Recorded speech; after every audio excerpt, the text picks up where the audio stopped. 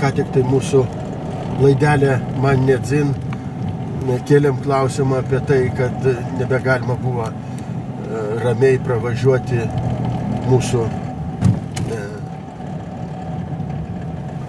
Bet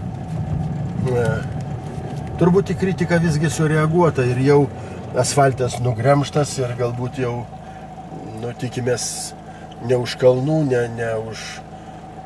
ne už mėnesio, ne už kitą, bet ir artimiausiam turbūt dienom jau bus paklotas naujai asfaltas ir čia jau galėsim ramiai pravažiuoti. Ir dabar jau ramėliau, bet matosi, kad darbai vyksta.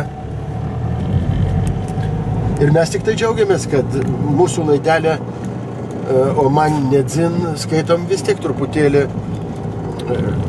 kaip čia pasakyti, sukirbino savimeilę ir mūsų valdžios vyrų ir gal pradėjęs tvarkytis ir gal tikrai ne tik tai kabinetuose miegos, o gal daugiau ir išeis į gatves ir gatvėj matys, kas čia pas mus darosi. Laidelę darėm nesenai apie policiją, tai policininkai iš kabinetų yra, kaip sakyti, perkeliami į gatvę, gal ir valdininkam reikia išeiti iš savo šiltų kabinetų ir nors retkarčiais pasidomėti, kaip gyvena. Ogi mums tai reikia čia gyventi, mumgi čia ne dzin, kaip yra sutvarkyta.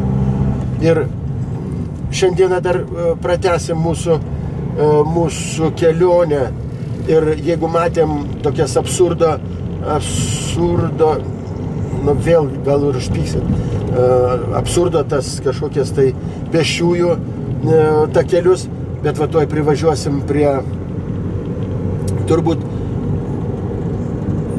vienos iš pavojingiausių, aš taip galiu tikrai įvardinti, vietų mūsų Ukmergės gatvėse, tai vat prie, kaip aš sakau, visi ukmergiečiai tą žino, senosios mūsų geležinkelio stoties, jau vieną laidelę darėm ir vyrai vis tiek, nežinau, kokio reikia būti surambėjimo ir būti tokiam nejautriam svetimų žmonių galimai nelaimiai, kaip kad vat, ši vieta.